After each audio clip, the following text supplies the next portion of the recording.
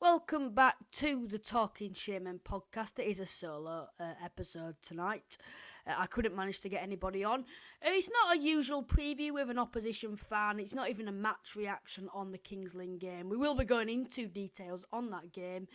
And we don't usually do these sort of podcasts, but we're basically just going to be talking a bit about the upcoming games that we've got, the attendances, are they good enough, are they not?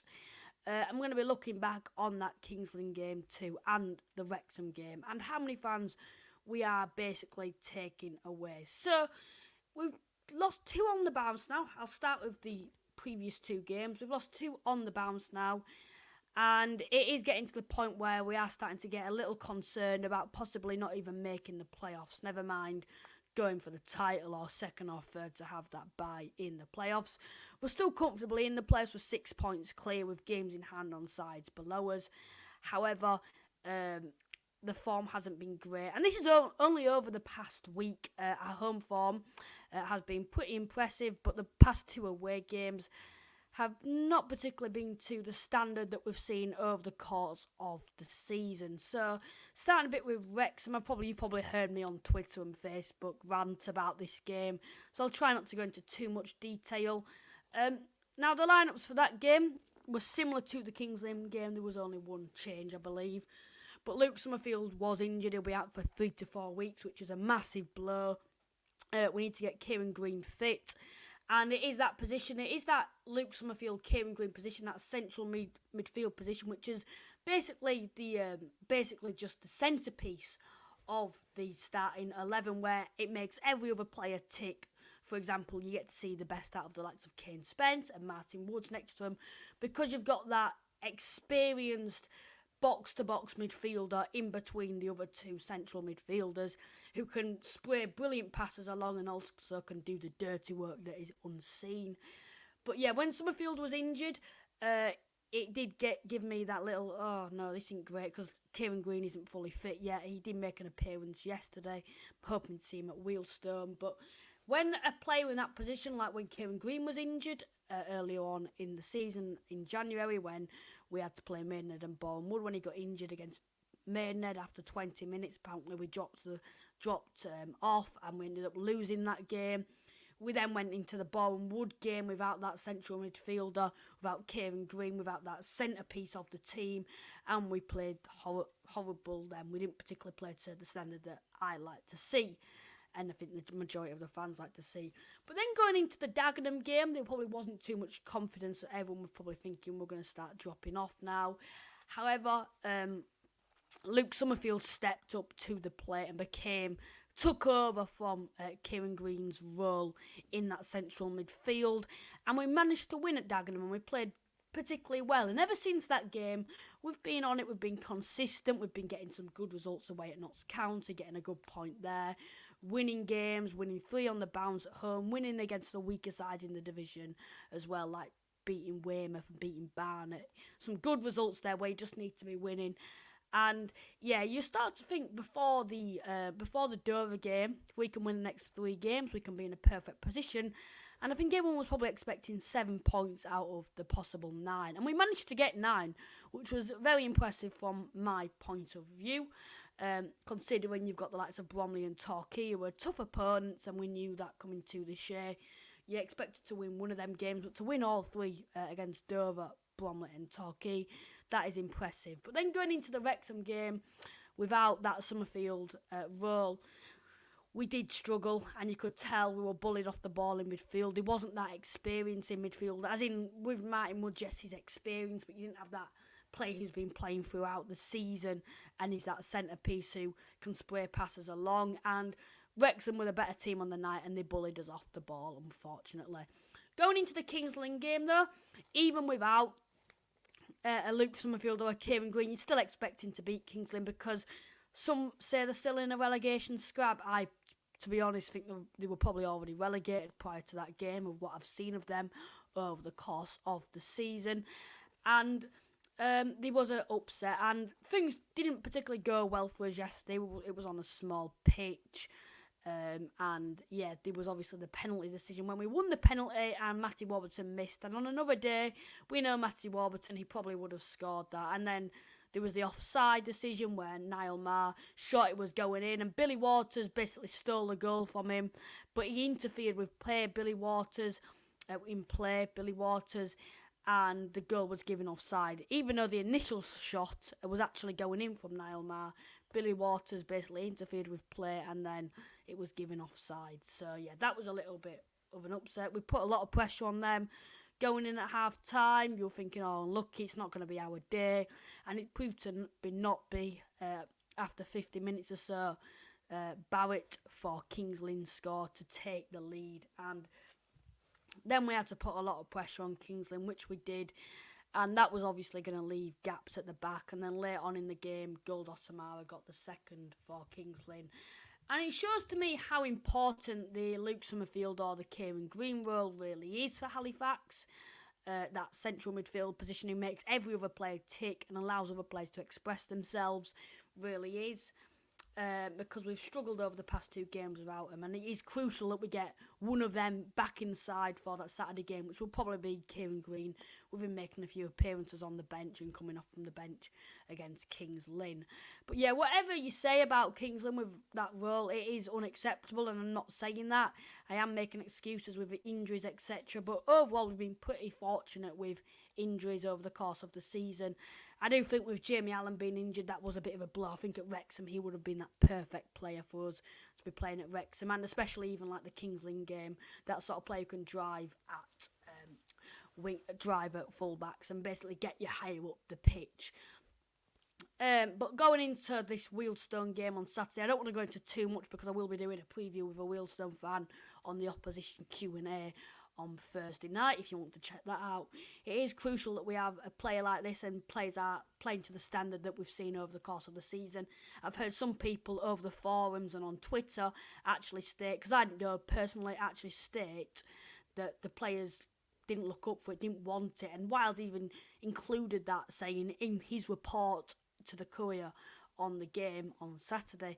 So yeah, that isn't a good thing to hear. It's not just that we've been unlucky, we've literally not been trying. And I never think that with a team. I don't particularly think we haven't tried. I just think Kings Lynn probably wanted it more, and we may have felt we were in a lot easier game than what we actually were after 90 minutes, which I'm sure the players understood at 90 minutes. But yeah, we're still 4th in the league. The title is probably gone now, and I think everyone can probably agree with me on that. Now Stockport winning against Eastleigh. Wrexham have overtook us in flabbergasting circumstances, being 5-2 down against Dover. How you can concede 5 against Dover, I do not know, with Dover's already been relegated and literally having nothing to play for. But to come back and win 6-5, you're just thinking, wow. And it's a game that we all know as Halifax fans, we're going to be hearing it for the next decade, if Wrexham are still in our league, which they probably won't, to be honest.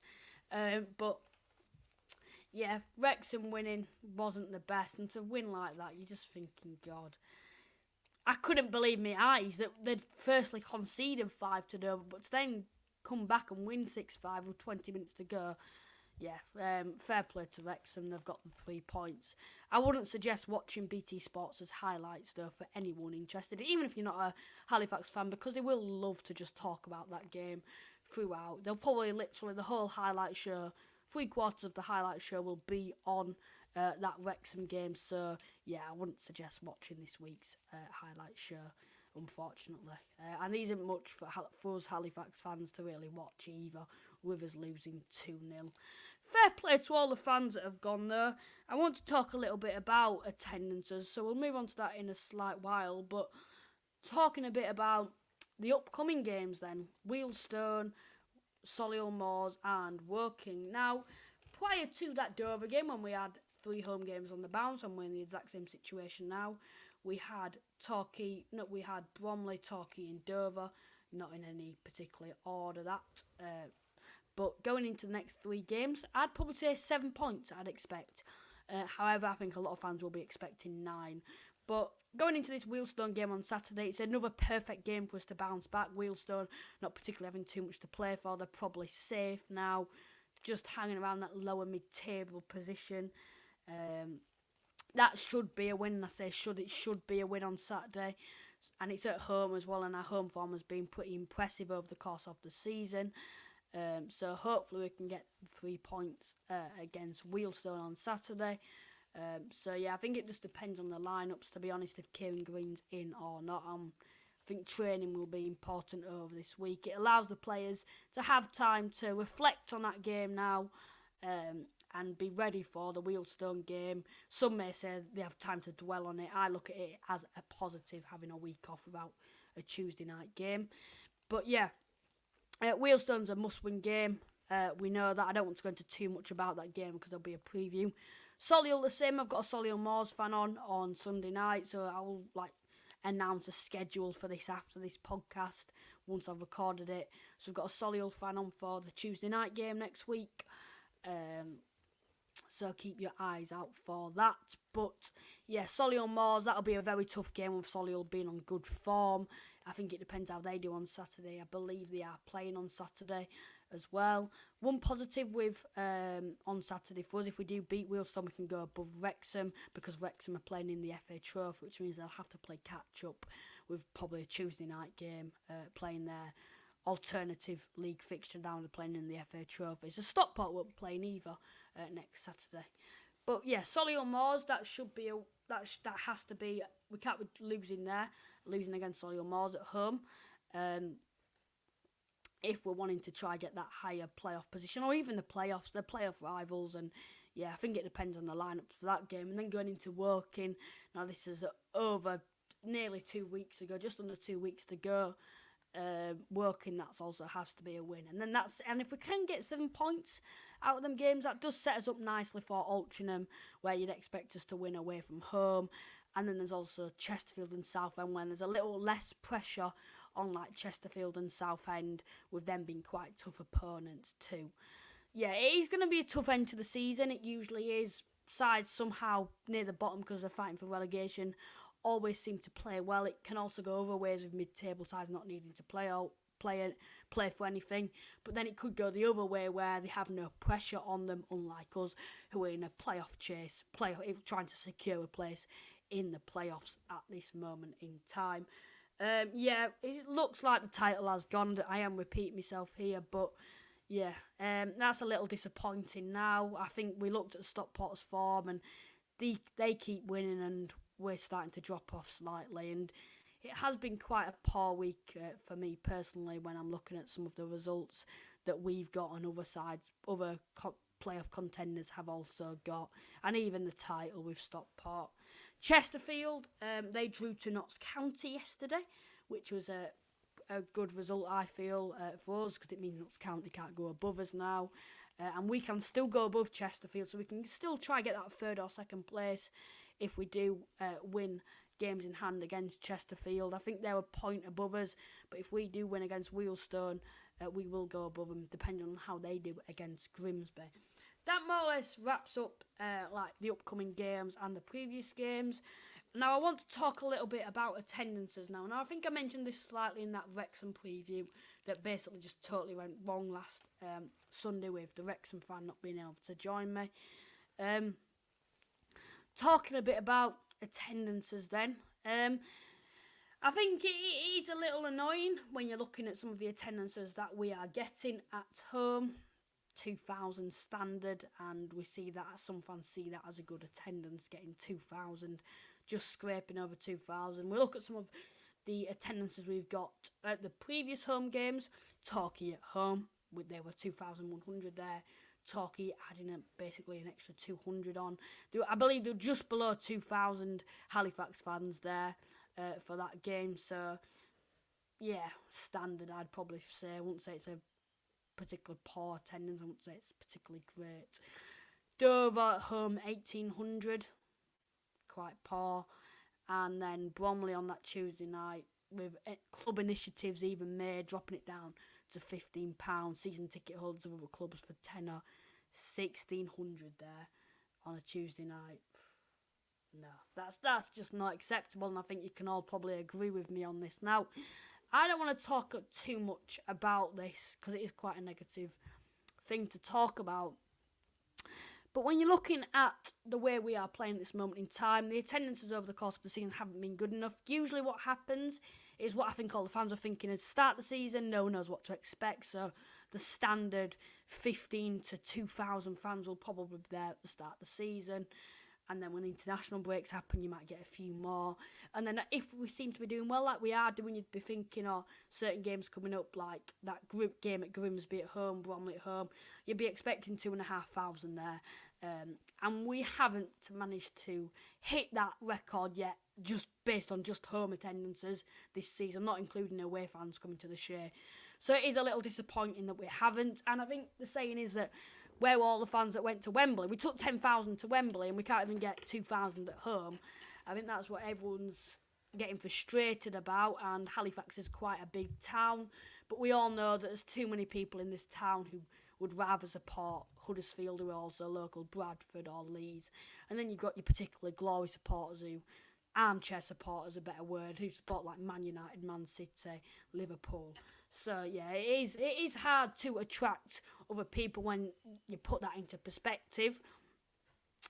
But yeah, it's still not good enough, I don't feel, because it's not even like local other teams are coming, and we don't want this. Now, this is something that I think the club slightly get wrong, and this is not having a dig at the club here. I think they slightly get this wrong. I think they're trying to attract the wrong people to come in, and I don't know anything about this, so they might have a thing around it and a proper initiative around it that's successful. But they're trying to attract the wrong audience to come to the Shay. For example, £10 for other size season tickets. You bring a season ticket to Huddersfield, you can get in for £10, where you have to pay £15 if they do an initiative, but usually £21 to get in.